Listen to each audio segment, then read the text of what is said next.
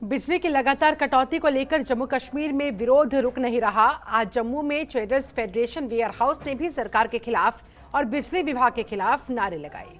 प्रदर्शन का नेतृत्व कर रहे दीपक गुप्ता का कहना है कि अगर बिजली की कमी पूरी नहीं की गई तो ई-वे बिल नहीं बन पाएगा। उन्होंने कहा वेयर हाउस का बिजनेस 100 करोड़ से आज 20 से 25 करोड़ पर पहुंच गया और इसका असर आने वाले दिनों में जनता पर भी पड़ सकता है।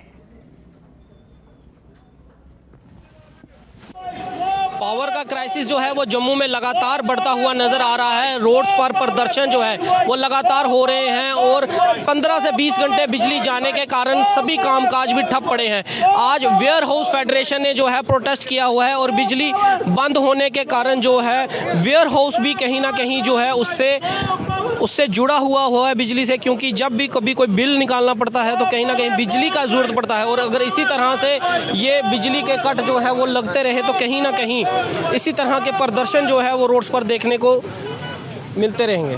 हमारे साथ यहाँ पर वेयर हाउस के प्रेसिडेंट दीपक गुप्ता जी जुड़े हुए हैं। सर, लगातार जो बिजली के कट बढ़ रहे हैं वेयर हाउस पर कामकाज पर कितना असर पड़ रहा है? ऐसा है कि जो हम ट्रक रोज़ाना 100 ट्रक के करीब जम्मू प्रोविंस और कश्मीर प्रोविंस के राज्यों में हम भेज रहे हैं, लेकिन पिछले 8-10 दिनों से जिस तरह से बिजली की कटौती है और मैं समझ रहा हूँ हमें 3-4 दिन लग रहे हैं 50 ट्रक भेजने में। अगर ऐसा हाल रहा, ऐसा बिजली कटौती रही तो हम असमर्थ हैं कि जम्मू कश्मीर में एसेंशियल सप्लाई करने के लिए आने वाले दिनों में जो एसेंशियल सप्लाई का कट जो है लग सकता है। और हम जो रोज़ाना 100 करोड़ का कारोबार करते हैं वो अब जो है 20 या 25 करोड़ का हम कारोबार कर रहे हैं। रोज़ाना 50 करोड़ का जो कारोबार है हमारे वेयर हाउस व्यापारियों को नुकसान हो रहा है।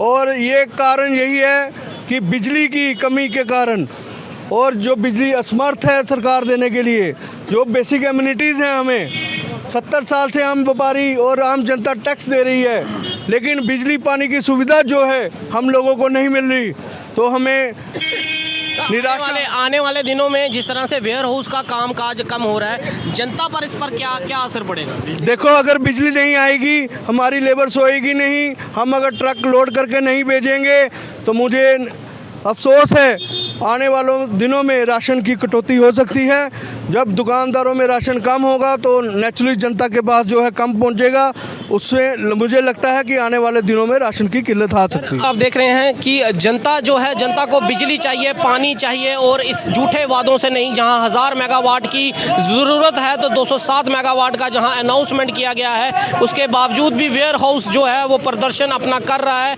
क्योंकि आए दिन जहां उनको 100 करोड़ का बिजनेस कर रहे थे आज वो 20-25 करोड़ पर हो रहा है। और इसका असर कहीं ना कहीं आने वाले दिनों में, अगर इसी तरह से क्राइसिस बढ़ता रहा तो आने वाले दिनों में यही असर जनता पर भी पड़ेगा, क्योंकि अगर वेयर हाउस का काम खत्म हो जाएगा तो जो दुकानें, जो गलियों में कूचों में दुकानें हैं, वहां तक राशन नहीं पहुंच पाएगा और उसके बाद जनता भी कहीं ना कहीं इसी तरह सड़कों पर प्रदर्शन करते हमें मिलेगी। तो सरकार को कुछ ठोस कदम उठाने पड़ेंगे। ये बिजली के क्राइसिस जो पूरा जम्मू कश्मीर इस समय इससे परेशान है, उसके लिए ठोस कदम कहीं ना कहीं सरकार को इस समय उठाने पड़ेंगे। कैमरामैन ऋषि कुमार के साथ में हरमीत सिंह, जम्मू।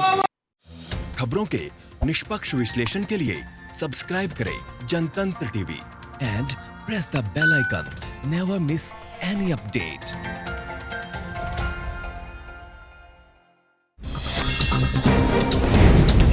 डाउनलोड कीजिए जनतंत्र टीवी ऐप को, जो कि अवेलेबल है गूगल प्ले और ऐप स्टोर पर।